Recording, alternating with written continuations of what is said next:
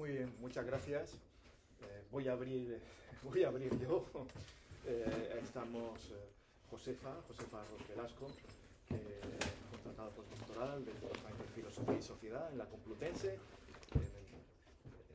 en el departamento del que yo dirijo. Soy Antonio Rivera García y que hemos tenido la suerte de fichar recientemente al autor de este libro, Metafísica de la pereza, Juan Evaristo Bas Pons. Bueno, voy a empezar con unas... tenemos una hora, 10-15 minutos.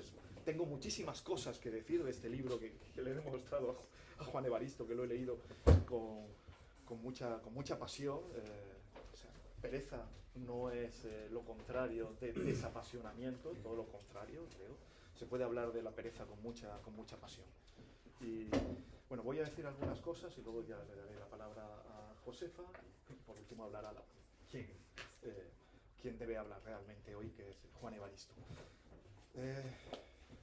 ¿Qué decir de este libro en tan poco tiempo? Para nosotros, que es dirijo también un grupo de estética contemporánea, arte, política y sociedad, pues libros como este, que uno de nuestros proyectos es la crítica del neoliberalismo, es muy importante. Porque en gran medida este libro, para aquellos que nos interesamos por la crítica del neoliberalismo y sobre todo desde escuchamos a lo que realizan, lo que hacen, lo que dicen los artistas, porque presta mucha importancia Juan Evaristo no solo a filósofos que él ha trabajado desde hace mucho tiempo, por supuesto a Agamben, Nancy, Blanchot, Simone Weil, en fin, muchos filósofos, pero también bastantes artistas, fotógrafos, pintoras como Agnes Martin, desde luego cineastas, que me ha llamado mucho la atención lo bien que conoce y me ha gustado mucho porque es mi especialidad el cine.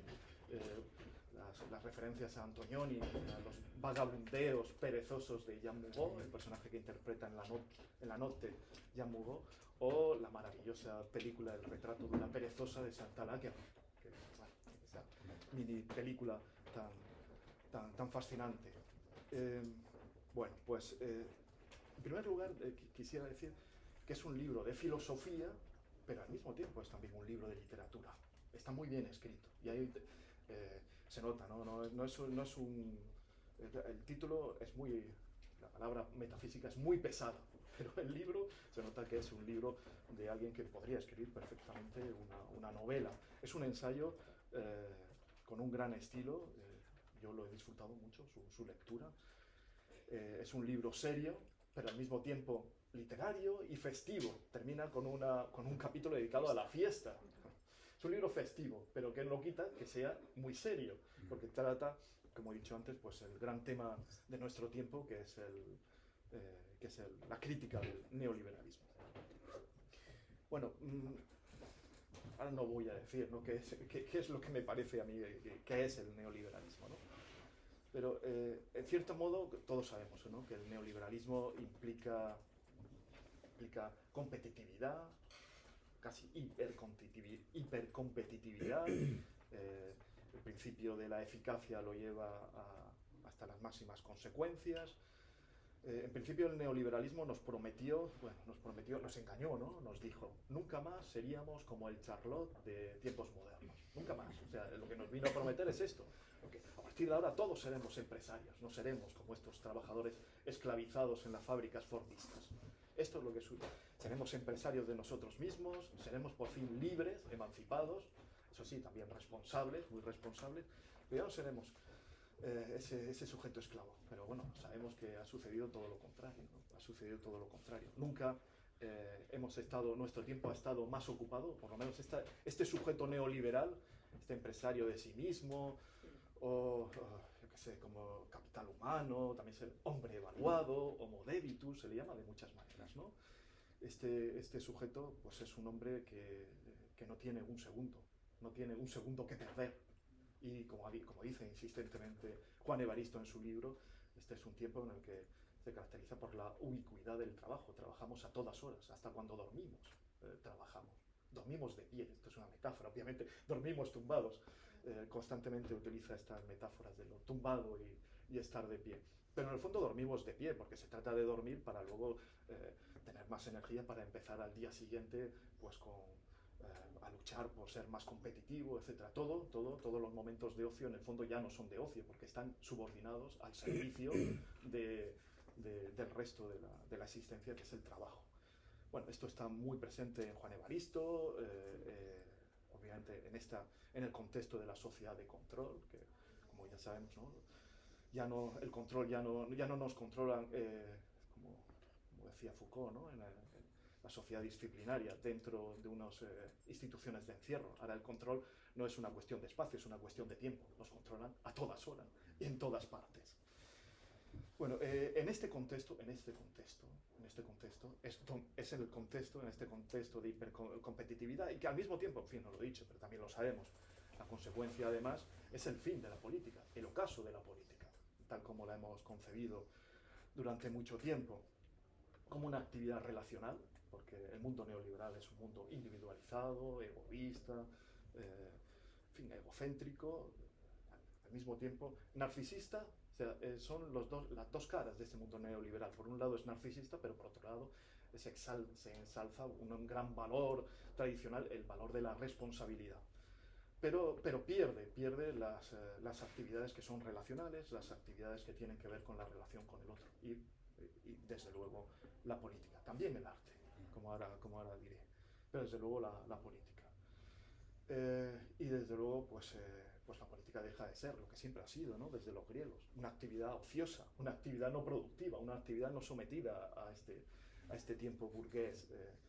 Pues en realidad, para denunciar el neoliberalismo, lo primero que hay que hacer es una antropología. Creo que estabas últimamente dando clases de antropología, una antropología de la modernidad, ¿no? Y criticar que el tiempo burgués, el tiempo que dice que es un tiempo que hay que ser, o sea, la conciencia de finitud del ser humano te obliga a ser necesariamente avaro con el tiempo, porque somos finitos. Entonces, lo primero que hay que hacer es denunciar esto, ¿no? Esta naturalización del ser avaros con el tiempo, que es en el fondo lo que dice, pues, el burgués, ¿no? A comienzos de la modernidad. Bueno, pierde la política con el triunfo del neoliberalismo, y en este contexto necesitamos libros como este, libros como La metafísica de la pereza. Yo creo que yo por lo menos lo he visto, quizá Juan Evaristo no estará de acuerdo conmigo, pero tiene también un poco, o bastante, yo lo he visto así, de humor, hay humor en el libro. La pereza, es que es muy pesado el título, metafísica de la pereza, pero al mismo tiempo... asusta, ¿verdad? Sí, la pereza, yo creo que la pereza es un fármaco, o sea, hay que entender este libro en este contexto del neoliberalismo, como fármaco, como medicina contra el neoliberalismo, pero esto fármaco a lo Platón Derrida, que lo mismo puede ser veneno que medicina. En este caso, este libro es medicina contra los males del neoliberalismo, contra ese estrés, angustia, al que se refiere también en reiteradas ocasiones Juan Evaristo. Pero obviamente no podemos estar todo el día como Oblomov en la cama, tenemos que levantarnos en algún momento. Pero también es una exageración lo que quiere el neoliberalismo, que estemos de pie en todo momento, a todas horas, y todas las actividades que realicemos. El ocio también está subordinado a ser más competitivo, está subordinado a nuestra vida productiva. Entonces yo he entendido así, ¿no?, el libro, en el sentido de que es un magnífico, de que hay que leerlo, o sea, esta metafísica de la pereza, a pesar, ¿no?, de esta gravedad de la palabra metafísica, siempre en el contexto, como hace el propio Juan Evaristo. Casi al final, antes de la fiesta, hay un capítulo dedicado a la huelga, a holgar. Huelga viene de holgar, de holganza, de descansar, que es lo que necesitamos en estos tiempos neoliberales de hipercompetitividad, pero cuando hay un momento en el que te sirves de las reflexiones de Rosa Luxemburgo sobre la huelga, donde señala dos grandes características de la huelga, que en el fondo son características que se pueden extender al arte. Es que no se puede pensar en la huelga en abstracto, no se puede pensar de la pereza en abstracto sin relacionarlo con este contexto neoliberal en el que vivimos. La huelga, para Rosa Luxemburgo, en abstracto no tiene sentido. Hay que pensarla en el contexto en el que realizamos en el que realizamos la huelga. Y además, la huelga tiene que ser espontánea. O sea, no puede ser totalmente programada, tiene que estar abierta a lo imprevisible. El mejor arte tiene que ver con estas cosas, ¿no? Con la singularidad, con la materia. Incluso habla Rosa Luxemburgo o Juan Evaristo, ya no recuerdo muy bien, pero de singularidad, de materialidad, porque el arte que Juan Evaristo asocia con la metafísica de la pereza es especialmente un arte que yo diría en muchas ocasiones de vanguardia, relacionado con artistas de vanguardia que han descubierto que lo que hay que tratar es de la propia materia, la propia materialidad del arte. No sé cuántos minutos llevo, si me quedan 5 minutos más, pues me gustaría... son 16, 2 o 3 minutos más. Tengo 1000 cosas. Dice cosas maravillosas sobre el cansancio. Yo desde que leí cuando era adolescente el ensayo sobre el cansancio de Peter Hanke, pues, soy un gran defensor. También son estos términos ambivalentes pueden ser algo positivo o algo negativo. Hay cansancios malos y cansancios negativos. Lo que buscaba Peter Hanke era un cansancio bueno después de un día logrado, un cansancio en el que que fuera por algo que te sintieras satisfecho. Ese no es el cansancio que produce el neoliberalismo. Leyendo en los últimos tiempos, releyendo a Boris Groys, hay un capítulo de uno de sus libros, o un artículo, en el fondo es un artículo, en el que trata de la vanguardia, de las vanguardias históricas. Dicen que las vanguardias nos han enseñado a descansar. Es un arte que enseña a descansar. Pero empieza con una anécdota que bueno, cuando lo leí, bueno, es una tontería, pero es la tontería con la que me encuentro todos los días. Cuando nos saludamos hoy siempre nos decimos, cuando le dices a alguien, ¿cómo estás? Siempre decimos, yo por lo menos siempre digo esto, muy bien, pero cansado, muy bien, pero cansado. Es como el destino de nuestro tiempo, es decir, que estamos muy bien, pero cansados, porque vivimos, ¿no?, dentro de esta hipercompetitividad, esta necesidad de ser, esto es muy importante en el libro, ser creativos e innovadores. Este libro es una crítica de la creatividad y de la innovación que ha pasado por ser, ¿no?, la creatividad, la gran virtud del artista moderno. Hay un capítulo estupendo, si tuviera tiempo me detendría mucho en él, dedicado a lo contrario, el concepto lo ha tomado de Simone Weil, de creación, a lo contrario de la creatividad, de la innovación, porque realmente el neoliberalismo, el empresario de sí mismo, pues ha tomado este ideario de la creatividad. No en vano se llaman también a estos empresarios emprendedores. Incluso el concepto arendtiano de acción pues ha sido usurpado por este neoliberalismo. Muchas de estas características que se aplicaban a la política e incluso al arte, a actividades no productivas, no cuantificadas, etc., pues ahora están en manos de estas actividades económicas, porque finalmente el neoliberalismo es esto, llevar los principios económicos a todas las esferas sociales. En ese contexto, una vez más, el concepto o la categoría de creación es un fármaco, es una medicina, es maravillosa, como el capítulo que dedicas a atacar la performatividad del arte y la defensa de un arte aformativo, y desde luego pues también el de la huelga. Bueno, lo último que quería decir, porque no tengo mucho más tiempo, pero cuando la primera vez que hablé con Juan Evaristo le dije, me gustaría de tu libro hacer un seminario, no una presentación, porque sé que las presentaciones tienen este problema que tenemos que hablar poco tiempo, para estar ahí 3 o 4 horas discutiendo, que es realmente porque son asuntos centrales todos estos los que aparecen. También últimamente leí un libro que me ha gustado más el tuyo, a pesar de que es un libro que ha obtenido muchos premios en Francia, Hombres lentos, de Logan Vidal, no sé si lo conoces, es sobre la asociación, empieza así, asociando pereza y lentitud, y es una crítica porque, en cierto modo, el tiempo al que nos estamos refiriendo es un tiempo de la velocidad, de la aceleración, y es un examen más bien histórico, a diferencia del tuyo, pero muy coincidente, ¿no? Lo que él hace, que es interesante, pues es un recorrido, ¿no?, a lo largo de la historia de la crítica que se hace, sobre todo desde la Edad Media, desde que el discurso teológico asocia lentitud y pereza. sobre todo es el discurso. Cuando aparece la pereza como pecado capital, se hace esta asociación. Pero luego hace un repaso, y creo que esto te va a gustar, un repaso sobre hombres lentos, hombres y mujeres lentos, a lo largo de la historia. Primero fueron en la Edad Media los monjes, los vagabundos, luego cuando se descubre América, desde luego los indígenas, después los africanos, los colonizados, después en el siglo XIX, cuando la humanidad se divide en dos, es desde luego el proletariado, que además hay que sincronizarlo. Este tema de la sincronización es también muy importante.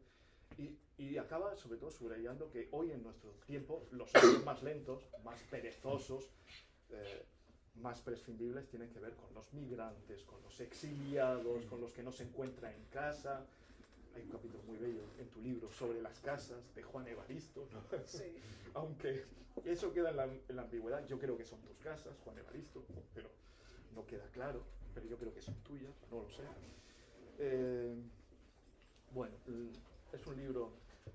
Hay para una imagen que me encanta y que tiene que ver. Aparte, tú has citado, que me encanta, el retrato de una perezosa, Chantal Akerman. Sí. Hay unas películas de Tsai Ming Liang, que siempre lo pronuncio mal, seguro. Tsai Ming Liang, que es protagonizadas por monjes budistas que caminan, monjes que van caminando por la ciudad, en medio de la ciudad llena de coches, de automóviles, de todo el mundo apresurado, y ellos se mueven como caracoles, que eran los animales durante la Edad Media que se identificaban con lo peor de esta lentitud, el asno y el caracol. En cierto modo, yo creo que tu libro invita, ¿no?, a ser un poco como esos monjes, ¿no? Bueno, pues muchas gracias, Juan Evaristo, por este libro, que es al que he intentado homenajearlo con estas palabras, pero seguro que han sido insuficientes. Y bueno, pues ahora te toca a ti, Josefa. Bueno, yo comparto tu diagnóstico, Antonio, sobre metafísica de la pereza. Y bueno, yo lo que voy a hacer es preguntarte algunas cosas que me ha suscitado la lectura de Metafísica de la pereza. Es que no puedo estar más de acuerdo en que es un libro con rigor, con mucho rigor, y al mismo tiempo te lo puedes leer en una tarde. O sea que tampoco te va a quitar mucho tiempo de practicar esa metafísica de la pereza por la que abogas. Una escritura impecable. De hecho, yo ya iba, conforme avanzaban los capítulos, a mala leche buscándote fallos. Digo, tengo que encontrarlo. Has repetido la misma palabra en nada. O sea, desde luego que algunas veces parece realmente que estás leyendo literatura, y eso se agradece muchísimo en un ensayo para que no se haga cansino y no se nos haga aburrido. Entonces, tengo muchísimas preguntas para hacerte y que espero que nos ayuden un poquito pues a enfocar, ¿no? ¿Cuál es el espíritu de Metafísica de la pereza? En función de cuánto te detengas en tus respuestas, avanzaremos más o menos, pero voy a empezar con una pregunta muy ligerita, ¿no? Ya que llevamos casi media hora, pues para que no se nos haga bola.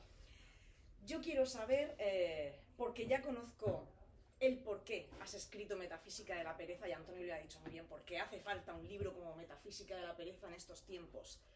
Pero quiero saber el cómo, el cuándo y el dónde. Oh. ¿Dónde nace Metafísica de la pereza? ¿Cuándo? Bien. Bueno, muchísimas gracias a todos por venir. Estoy muy contento de que estéis aquí y de ver a tantos amigos. Por fin te dejamos hablar. Claro. De ver a tantos amigos, bueno, que habéis tenido el gesto y la generosidad de venir aquí un rato cuando apenas llevo 2 meses viviendo en esta ciudad muy grande, pero más amable. Así es que gracias de verdad a todos con los que he hablado, con los que os he convocado. Estoy súper contento de que estéis aquí. Gracias, Antonio, gracias, Josefa, por la generosidad con la que habéis abordado. Gracias a ti por la invitación. Este libro, la metafísica de la pereza.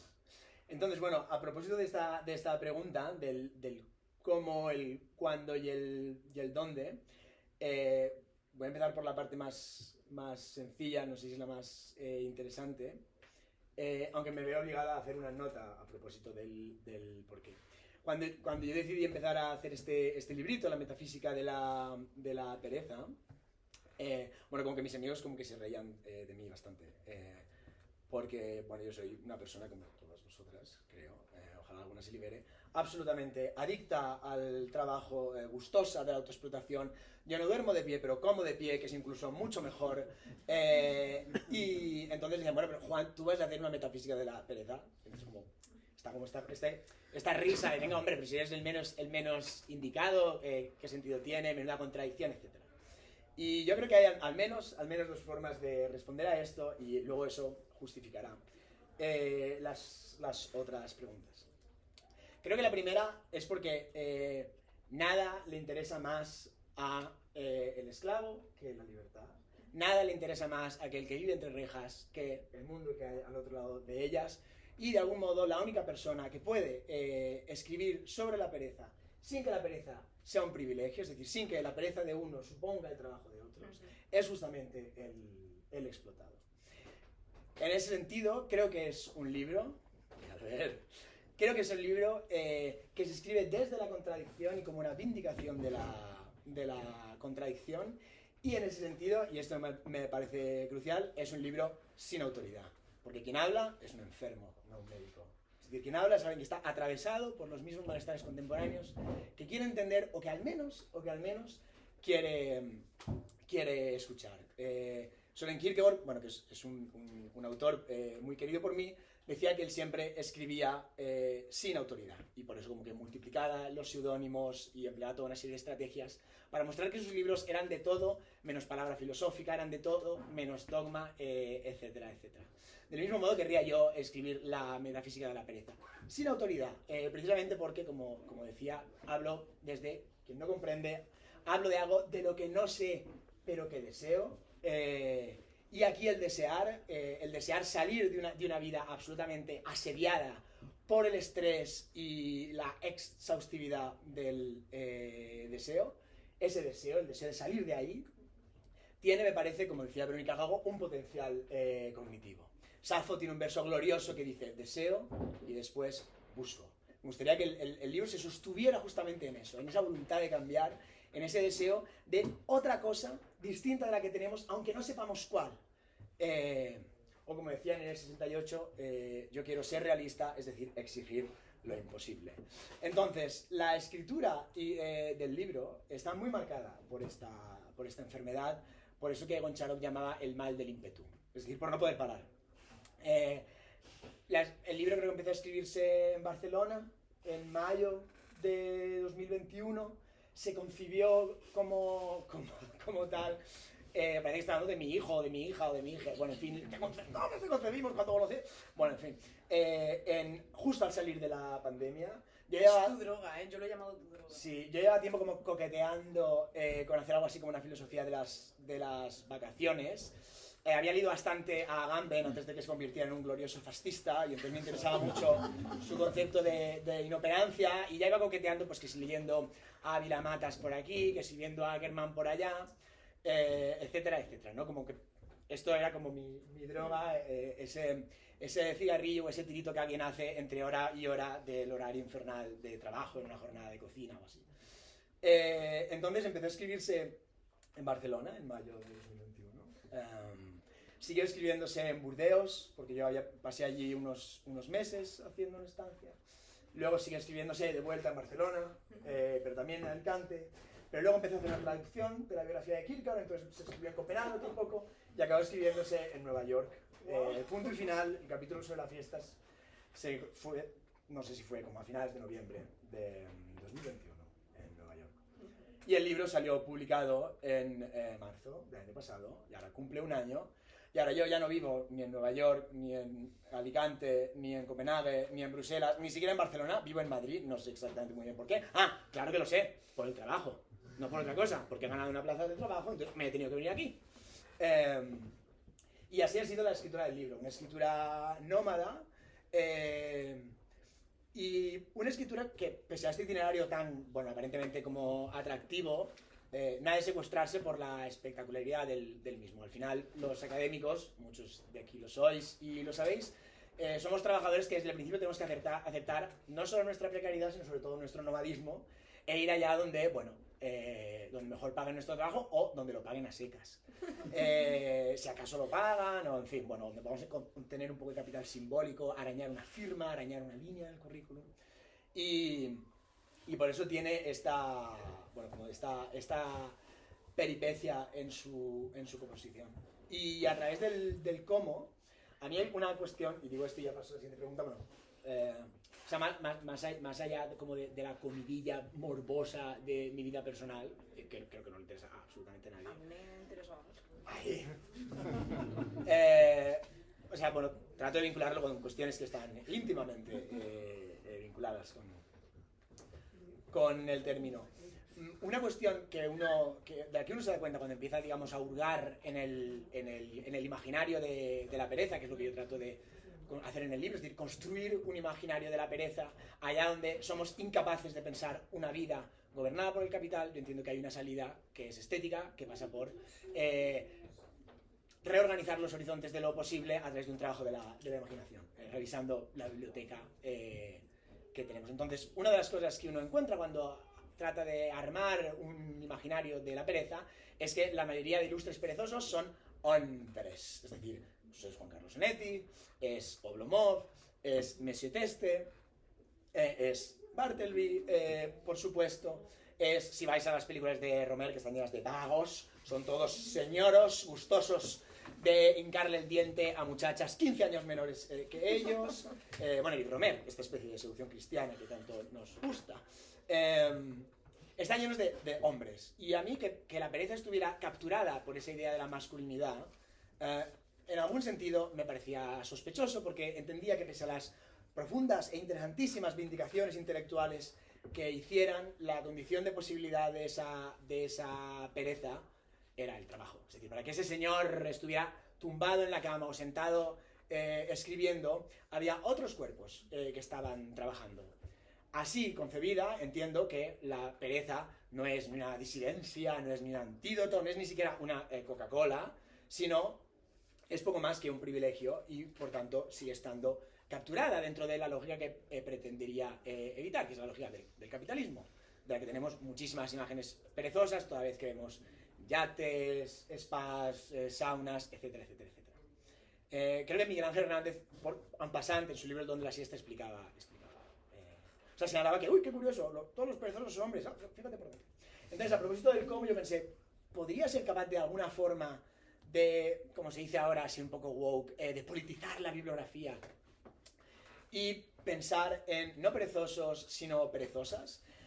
¿O adquiriría mi libro, adquiriría este ensayo un aire distinto, una propuesta otra, una forma más ligera, menos pesada, menos temerosa de la castración, de pensar la pereza? Y fue así como poco a poco fui colectando distintas referentes, a cada una de las cuales le dediqué un capítulo. El primer capítulo, la fundamentación de la metafísica de la pereza, que es un guiño irónico a Kant. Para mí es esencial que el libro esté sustentado en la risa, y que, como decía Kierkegaard, la risa esté de mi parte. Por eso el título Metafísica de la pereza ni siquiera es mío, no quiero ser original ni creativo, está robado de Georg Simmel, que escribió un ensayo de 5 páginas que se llamaba así, Metafísica de la pereza. Entonces yo cuando lo leí pensé, ¿para qué pensás? Lo tengo aquí. Pues digo yo, ¿no? Entonces, ya digo, el primer capítulo, la fundamentación de la metafísica de la pereza, está dedicado a Britney Spears, que creo que encarna el paradigma de la subjetividad neoliberal contemporánea, y que todos, in a way or another, somos Britney Spears, que todos en algún momento querríamos dilapidar, detonar ese capital sexual, simbólico, de parentesco, emocional, académico, que nos tratan de arrancar o que vamos a vender al buen postor, igual que Britney Spears en un momento dado se rapó la cabeza y dinamitó esa imagen de esa poderosa sexualidad que había comercializado desde que era una niña de pocos años cantando en el coro de su pueblo de Kentucky. Hay otro capítulo dedicado a Chantal Ackerman, al retrato de una perezosa, otro a Jean Moreau, otro a Agnes Martin, otro a Rafaela Carrà, otro a Rosa Luxemburgo, y siempre me dejo a gente. Y bueno, el capítulo de la creación es sobre Simone Weil, es sobre Agnes Martin. No dejéis de leer Agnes Martin, además de verla, porque es glorioso, te mueres del gusto. Y por supuesto dedicado a una de las grandes pensadoras de la pereza, que es Anne Carson, que le dedicó a la declaración un poemario entero, The Creation. Entonces, bueno, eso es el cómo, el cuándo y el dónde. Y de paso el porqué. No era tan ligera la pregunta después de todo. A ver qué tal está. Vale, Juan Evaristo. Yo veo que tu libro es en algún sentido una protesta contra tu propia vida. De hecho, claro, yo no le conocía antes de que me obligaseis a leerlo. No conocía a Juan Evaristo. No conocía a Juan Evaristo, pero claro, al saber que es compañero de departamento y que pertenece a la academia, pues yo ya soy consciente de las torturas a las que te sometes a ti mismo diariamente, ¿no? Porque estamos en el mismo barco. Y claro, a lo largo de todo el libro estaba todo el rato pensando, ¿cuándo va a confesar su contradicción? De hecho, creo que lo escribía varias veces, por aquí lo puedes encontrar. ¿Cuándo va a confesar su contradicción de realmente, oye, pasar por esto y quejarte al mismo tiempo? Y al final tienes un par de paginitas que dices, todos me venís a recordar mi contradicción. Pues en el fondo me da la sensación de eso. Es una protesta contra tu propia vida, en la que muchos nos podemos sentir identificados, ¿no? Nos has llamado muertos en vida, falsamente enamorados del trabajo, runners de la existencia, que me encantó esta metáfora porque odio a los runners y odio correr, consumidos, los workaholics, los hiperestimulados, los deportistas del deseo, otra vez, malditos deportistas, los enfermos de productividad, que nos volvemos indeseables para nosotros mismos, porque ahí está el problema. Es que en el fondo te odias a ti mismo, ¿no? Y como bien dices en el exordio, tú eres uno de nosotros. Entonces, de alguna forma lo que haces en el libro es mostrarnos, y lo ha dicho muy bien Antonio, ¿no? Es un remedio, es un fármaco. Lo que haces de alguna forma es mostrarnos toda una serie de estrategias para practicar la rendición frente a eso, para ser otro, para deconstruirnos, para decrearnos, para desaparecer. Todo esto son sinónimos que utilizas en el libro, para convertirnos en anónimos, para explorar otras formas de vida. Y entre esas estrategias, bueno, pues al menos yo iba apuntándome, iba haciéndome una lista. Identifiqué convivir con la nada, si es que esto es posible, practicar la escritura. Por eso te decía que considero que no es tu hijo, es más bien tu droga. Con estas Menos mal, porque imagínate de repente un hijo así, pumba, a morirse. Eso todavía podría ser mucho peor. Has hecho referencia a la vacación, al paseo, ejercitar la imaginación en situaciones posibles, soñar en sentido literal. Soñar de dormir. Sí, momí, sí. Momí, eso mismo. La fotografía, la música, la contemplación de las obras de arte, por supuesto la huelga y la fiesta, que es lo que más me gustó, que el capítulo termine.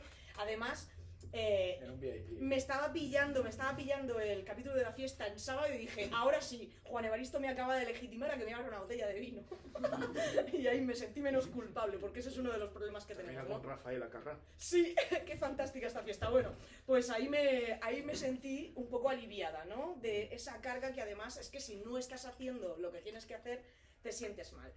Yo me pregunto, ¿hay alguna vía de escape que no hayas compartido con nosotros en el libro? Por ejemplo, me planteaba, ¿puede ser la nostalgia? ¿Practicar la nostalgia también una de esas vías de escape?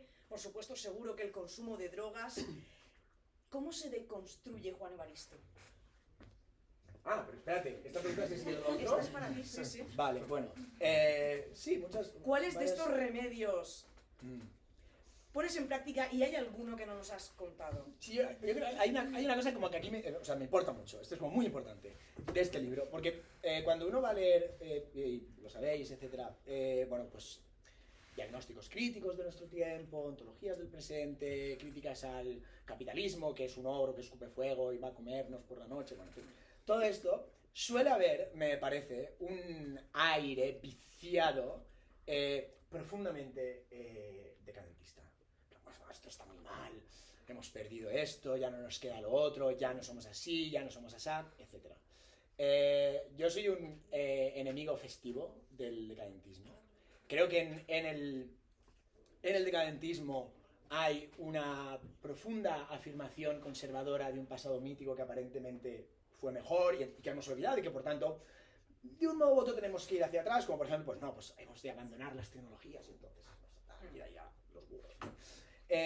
Entonces, una cosa que me parecía sumamente importante era salir de ese decadentismo y entender, esto es una cosa como muy materialista, como muy benjaminiana, que si reconocemos que ha cambiado la lógica del sistema capitalista en que vivimos y por tanto el modo de relaciones sociales, etcétera, nuestro tiempo histórico tiene algo que es inconmensurable con los tiempos pasados anteriores y en ese sentido no se puede comparar. Y por tanto no hay ni una progresividad del tiempo ni tampoco una decadencia del mismo. A ese respecto, por lo que dices de que aquí hay una protesta contra mi vida, a mí me gustaría más bien pensar que hay algo así como un clamor a propósito de la vida que no he vivido pero es mía, sin embargo. Es decir, de la vida de la que uno ha sido expropiado. Entiendo que si reconocemos, como muy bien ha señalado Antonio, que el neoliberalismo se caracteriza por la expansión de una lógica de maximización indefinida del beneficio a todos los aspectos de nuestra vida y que por tanto de lo que se trata hoy en día no es como se trataba en las sociedades industriales de ser normativos y austeros, sino antes bien de ser diferentes, de ser creativos, es decir, de desear cada vez más. Si reconocemos que el problema hoy en día está en esa excitación o en ese estrés del deseo,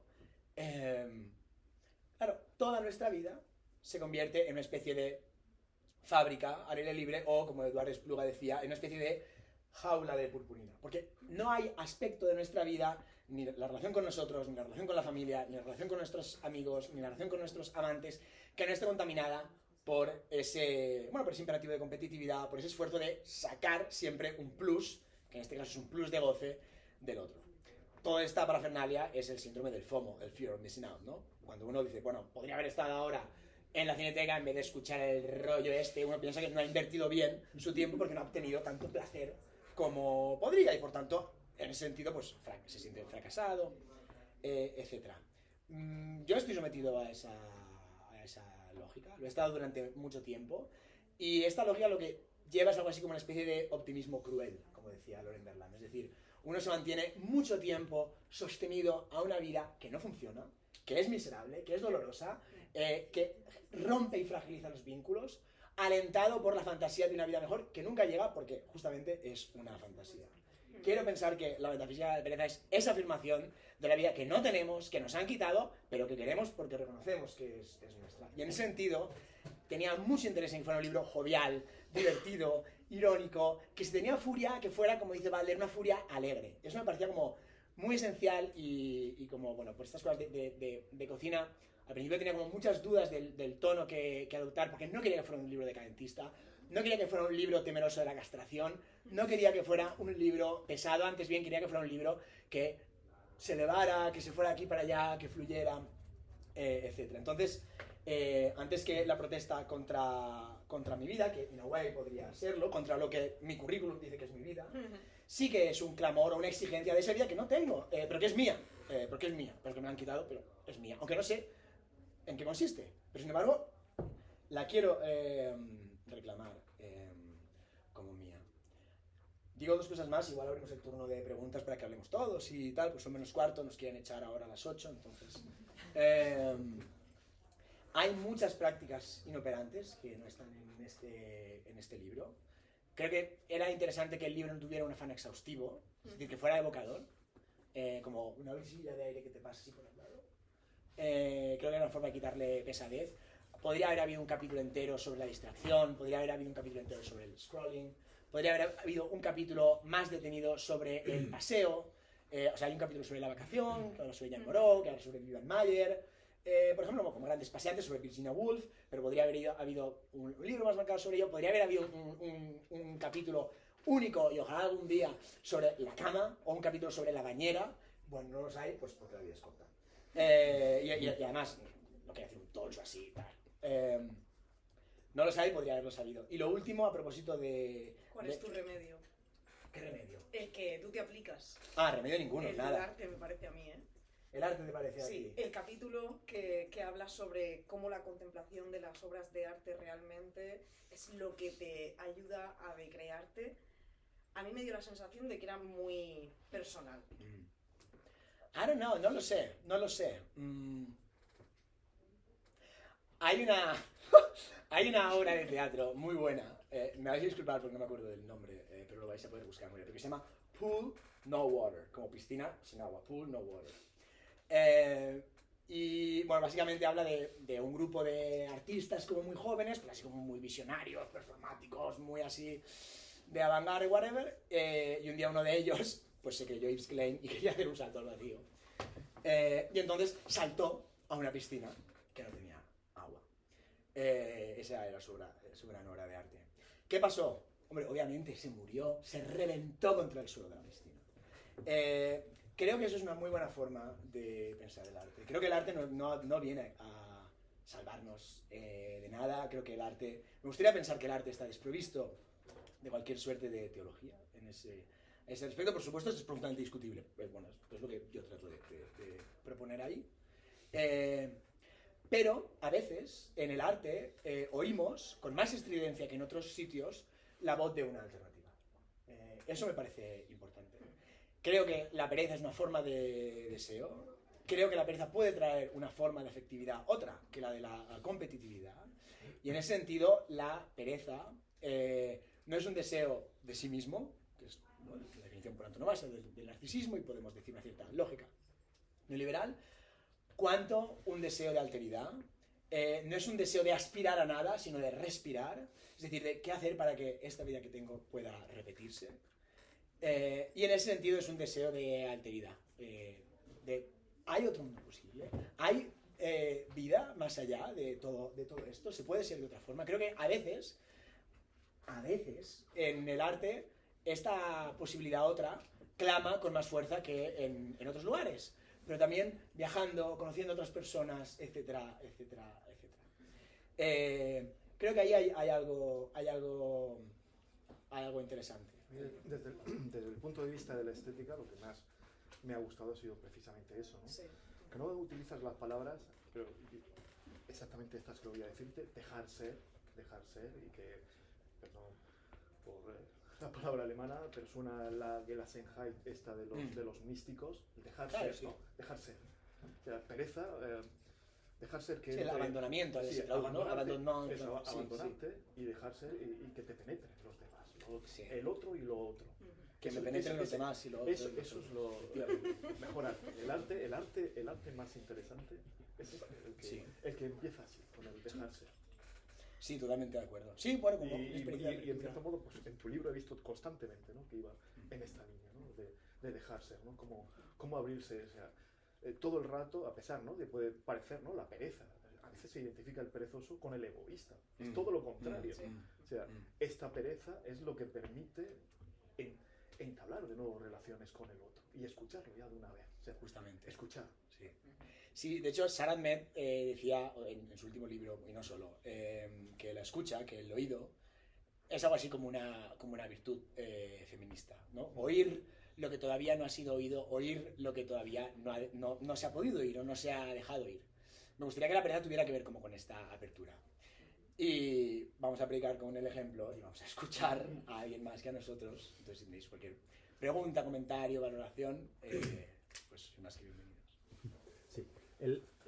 Bueno, al final me ha gustado hablar que, vamos, me ha gustado escuchar que hablabais de esa apertura, ¿no?, de la apertura del otro, porque durante el libro yo no veía esa apertura. Es decir, veo que hay pues, el sujeto angustiado, ¿no?, por la aceleración, que busca el plus de gozo, pero a mí al final, bueno, me parecía que al final lo que buscaba era el plus de gozo, de la calma, del sosiego, no, me parecía como ahí envuelto en eso, en ese sentido de lo visual, ¿no?, que al final nos permite mantener al otro a distancia, ¿no? Decía Blumenberg, ¿no?, que para interponer distancias, ¿no?, con el otro, pues lo visual está presente en la obra, ¿no?, en la contemplación del arte, la contemplación de los vídeos, ¿no?, la contemplación del cuadro de Hegel. Solamente me he leído hasta la mitad, no sé cómo Es acaba. que le falta la fiesta. Claro, me falta la fiesta. Falta la me farrita, falta la papi. fiesta, joder. Bueno, pues hasta donde yo me he leído, sí que veía que a lo mejor, yo sé que el libro, además me parece muy sincero por tu parte, que no tiene una intención ética, ¿no?, y que no tiene la intención de, oye, yo aquí propongo una solución, ¿no? Es más, oye, yo soy una víctima de esto, además te entiendo muy bien, yo también he pasado por ello. Y bueno, pues quiero salir, ¿no? Pero ese grito de salida a mí me da la impresión de que es como la contemplación, el cuerpo, pero ¿y los otros, no? Y ese ritmo sosegado, ¿no? De la ayuda que a veces te pide el otro y que son esas pequeñas compensaciones, esos pequeños reconocimientos que a lo mejor son capaces de apuntalar la autoestima y a lo mejor... Está, yo como lector, Está, que pero no sí, te lo claro diga. que Está. Bien, bueno. Pero el autor. Tienes que terminarlo. Avanzaré. Sí, bueno, voy a tratar de dar respuestas breves y así pues nos animamos más, pero es una muy buena intervención y de verdad te la agradezco. Por supuesto, a mí no me interesa para nada abandonar en la posición de la sospecha, sí, perfectamente, el libro podría ser sospechoso, bueno, en el fondo hay un plus de goce, hay una autocomplacencia, hay un alimentar la misma máquina, pero bueno, pues igual con unos combustibles nuevos. Entonces me parece importante que eso se quede ahí, es decir, no eliminar la mala conciencia y decir, bueno, este libro en el fondo, ¿qué, chaval? ¿No? Eso me parece importante, así es que te agradezco que lo pongas sobre la mesa, en el fondo porque me da la razón sobre la contradicción, no sé qué tontería que he dicho antes, pero bueno, eso no. Y vamos, lo de la contemplación, digo esto y ya me voy a callar, al menos por los siguientes 10 segundos. Los cuadros que se contemplan aquí son los de Agnes Martin. Me imagino que muchos o la mayoría estáis como familiarizados con su obra. Bueno, los cuadros de Agnes Martin, lo primero que ves, o sea, Agnes Martin era contemporánea y en un cierto sentido participó en el grupo de expresionismo abstracto de un Rothko o de un Baron Newman, ¿no? Esos cuadros son cuadros de una especie de pura presencia, ¿no? Decía Rothko, sus cuadros se tenían que respirar para... Bueno, tiene una cosa como muy religiosa, rancia, incluso en los museos, como están plantados, hacen como mini capillas con los Rothkos. Bueno, hay una capilla. Y hay una capilla en Estados Unidos, toda enroscada, efectivamente, enroscada. A mí esta idea del arte aurático teológico no me interesaba. Me interesaba un arte desenroscado, que se pudiera desenroscar y descorchar como una botella. Lo que me gustaba de Agnes Martin es que conforme uno se acerca al cuadro, conforme uno trata de ver el detalle del cuadro, a ver la genialidad del pintor, a ver si dejó aquí un pelo que puede analizar, a ver dónde escupió, a ver dónde se aparece aquí tal, uno va viendo cada vez menos. Uno se va acercando cada vez más a un nada que ver. ¿Por qué? Porque uno empieza a ver que lo que se le antojaba como líneas rectas son trazos temblorosos del lápiz, uno ve huellas, uno ve suciedades, es decir, uno va decreando, uno va deshaciendo el cuadro conforme se acerca a él hasta que ve que lo que hay es un nada que ver. Hay como una especie de proceso de desmantelamiento del cuadro. Entonces, en ese sentido me interesaba la declaración y también creo que en ese sentido la contemplación, que clásicamente puede verse como la búsqueda de un sentido, de alguna forma también se fracturaba o se desactivaba porque lo que había era más bien la búsqueda de una nada, es decir, de una pista de baile, de un espacio vacío, de una plaza que pasear, de un mar en el que nadar, es decir, de un espacio donde hubiera hueco para lo diferente. Pero bueno, igualmente es... Como Malevich, Kandinsky, muchos. O sea, hay una frase que tú la indicas, miraba encontrando menos y menos, menos y menos. Esto es lo que buscan las vanguardias históricas. Es que, a mí me gusta esto que dice Boris Goris de las vanguardias históricas. Son profetas secularizados que dicen, se acabó la profesión de artista. A partir de ahora, no se necesitan conocimientos, habilidades, cualquiera puede hacer esto. Y la paradoja del asunto, siempre estamos con las paradojas, es que ese arte, que es el más fácil, que es más fácil de hacer, el más democrático, es el más impopular. Y bueno, pues así es. También en Agnes Martin sucede eso. No, totalmente de acuerdo, eso es cierto. Más intervenciones, cuestiones, preguntas. Si no hay, mira, yo tengo muchas más también. Sobre dormir, sobre dormir, en relación con lo que habías comentado, dormir. Cuando habla Juan Evaristo de dormir se supone que es una actividad que hacemos cuando dormimos, estamos solos. Ha pensado en dormir, es una palabra de estas que inventa Juan Evaristo, codurmencia, como la de enroscar ahora mismo, que es magnífica, codurmencia. Lo importante de dormir es con quién se duerme en la misma cama, en la misma casa, en la misma ciudad. Pensar en dormir es pensar en la comunidad. Ha terminado pensando en toda la comunidad al hilo de dormir. Es decir, no es un discurso que esté centrado solo en Juan Evaristo. Tengo que Todo lo terminar. contrario. Y me encantaba la desposesión. parte de fiesta porque va desde la fiesta doméstica, que puedes tomarte tú solo con el vino, hasta la macrofiesta y la rave, en la que, bueno, pues estás rodeadísimo de gente. Claro, claro. O sea, Sí. tienes que llegar al final. A mí Sin lo de- duda, lo que es de- una explosión. Te deja un buen cuerpo, Que- es verdad, y Lo- al final eso es lo que quiere uno, ¿no? Sí, a mí lo de dormir me gustaba mucho. Es una idea también robada.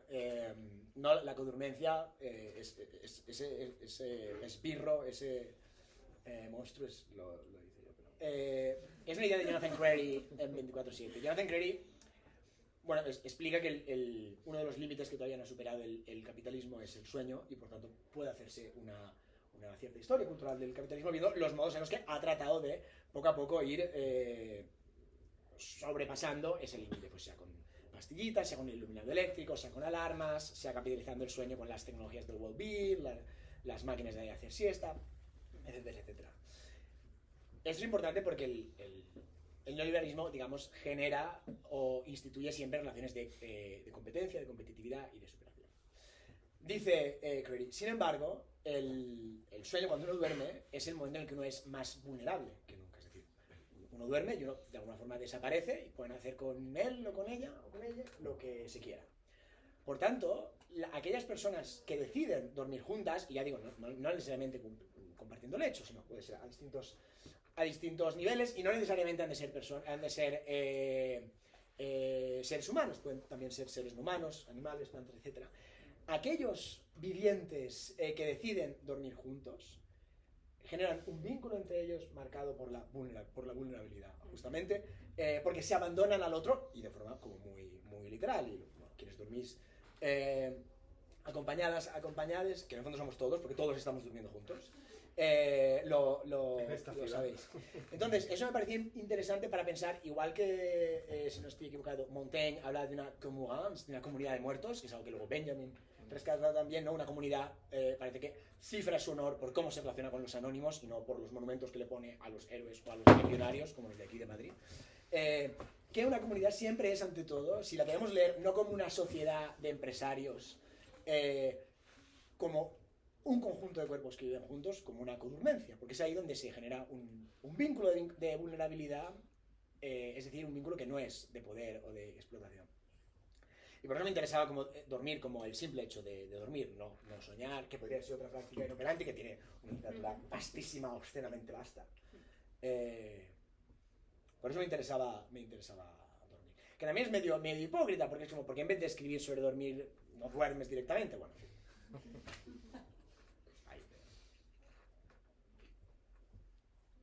Juan Evaristo, ¿es aburrirse una práctica inoperante? Josefa, hablamos de Llegamos a su tema. Josefa es para quien no la conozca, es una especialista, una gran especialista en aburrimiento, en boredom studies, y tiene un glorioso libro a ese respecto. Pero hoy no estamos aquí para hablar de eso. No, Pero más yo que- si te pregunto Pero por si el lo preguntas aburrimiento y tú. lo sabías. Sí. No para que saques a relucir mis maravillas, pero solo... No, bueno, no sé. No sé. ¿Qué te parece a ti, que me interesa mucho tu opinión? Yo creo que hay algo específico en el aburrimiento de nuestros días que lo hace distinto al aburrimiento de otras épocas. Eso no es contradictorio con que hay formas antiguas de aburrimiento que persistan todavía, pero creo que hay una que me parece radical, específicamente nueva. Max Fischer en Realismo Capitalista explicaba que el problema hoy, o los casos de depresión, o si no de cuadros depresivos, o si no de bajón, de desazón, no se caracterizaban por una suerte de anedonia depresiva, es decir, por la imposibilidad como de desear, de tener ilusiones, etc. Sino antes bien por una especie de hedonia depresiva, esto es, por la incapacidad de hacer cualquier otra cosa que no fuera buscar placer, explica Max Fischer. Es decir, de estar siempre conectado a una matriz de estímulos de todo tipo, estar todo el tiempo como estresados, es decir, excitados, queriendo hacer algo, teniendo un sueño, pensando en planes, agendando, etcétera, etcétera, etcétera, sintiéndonos mal si no lo hacemos, etcétera, etcétera, etcétera. En ese sentido, hay una saturación del placer y hay también una saturación del sentido. No en balde, Sloterdijk señalaba que los medios de comunicación, los medios de información son grandes productores de estrés. En este sentido, el aburrimiento, como un Heidegger podría entenderlo como un Langeweile, como un largo rato con nada que hacer, pero sometido a eso, creo que es algo que es muy difícil de encontrar o que convive con otras formas de aburrimiento que tienen que ver con una especie de hartazgo hedónico, una especie de empacho hedónico. La otra palabra en alemán para hablar del aburrimiento es Überdruss. Y Überdruss significa, bueno, además que tiene el Uber de sobre, de exceso, pero Überdruss significa justamente un hartazgo, un estar harto, un no poder más, un estar empachado.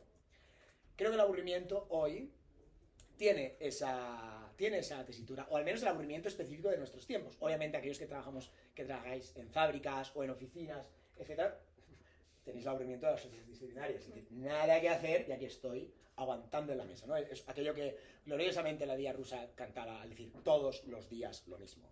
Pero aquellos que tenemos trabajos o creativos o intelectuales o trabajos flexibles o trabajos de disponibilidad, etc., no estamos condenados sisíficamente a todos los días lo mismo. Estamos condenados a todos los días mejor. Y es que si Sísifo mañana sube la roca 1 centímetro más, al final del año tendrá un bonus. Yo creo que esa es la cuestión. Yo creo que está ahí la cuestión. Y por tanto, el aburrimiento es justamente un aburrimiento único, estar continuamente excitado. A ese respecto, la pereza podría ser una conquista del aburrimiento perdido, entendido como Langeweile, pero aquí el aburrimiento y el concepto de la nada habría de resignificarse. Porque no sería necesariamente un tiempo negativo o pesado, sino, antes bien, un tiempo de placidez, donde por fin podemos no hacer nada. Por fin podemos solo tender la ropa. ¡Qué bien, la ropa! No, limpio la mesa. Eso es lo que pienso del... Es que lo cuentas muy bien, por eso te he vuelto a preguntar. Qué maravilla, me encanta. El aburrimiento es como esas categorías, es por ejemplo la espera, que también aparece en el libro, ¿no? Sí. Esperar. La espera puede ser muy desagradable, puede ser festiva, puede ser maravillosa, como a la que se refiere Juan Evaristo, pero si leemos, por ejemplo, Fama, de Antonio Di Benedetto, ¿no? La espera y todas esas cosas, ¿no? Obviamente, eso es... igual pasa con el aburrimiento, como has dicho, ¿no? Son categorías ambivalentes, Sí, dependiendo, es igual que lo de la huelga, o sea, dependiendo en qué contexto, qué tipo de vida, qué tipo de sujeto, pues esperar puede ser bueno o puede ser malo, hay que ser perezoso o no. En el contexto neoliberal, desde luego, hay que ser perezoso, necesitamos un poco más de pereza y de aburrimiento.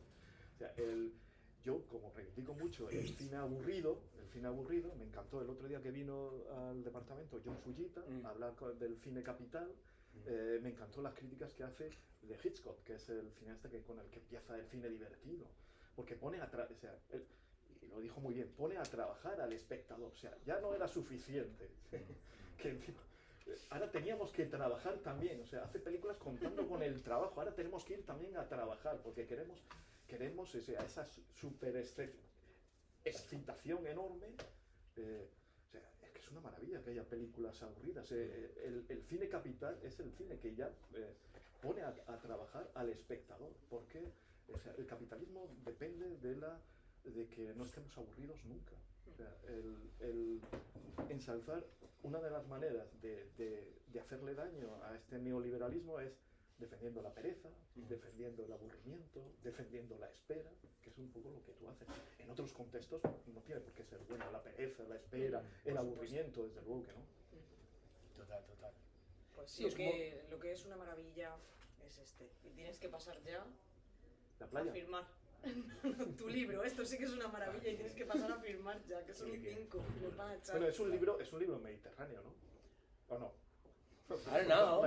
Me gustaría que fuera un libro californiano. A mí me pareció más californiano, ¿eh? Vale, Pero no voy a hacerle ascos a ese caldo que se llama Mediterráneo. como tengo una hija que me dice que donde vivo en la urbanización se parece a California, pues...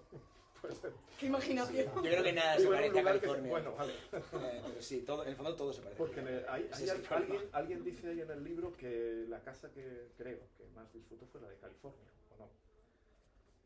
Una de ellas. Es que eres un coqueto, Antonio. Una de ellas. ¿Ves como tú también eres coqueto? De todas las casas se disfruta porque en cada una se baila de una forma. Yo creo que uno va a aprender cuál es el ritmo de cada casa. Es decir, qué te propone la arquitectura de cada casa. No, pero me refiero que hay una luminosidad que es californiana, mediterránea en el libro. Sí, igual sí. Empieza con la playa y acaba con la fiesta. Bueno, bastante bien. Bueno, y la Carra es mediterránea. Cierto es. Comunista, sí, comunista, como dices, pero mediterránea. Total. Bueno, mil gracias a todos por venir. Ha sido un placer. Gracias.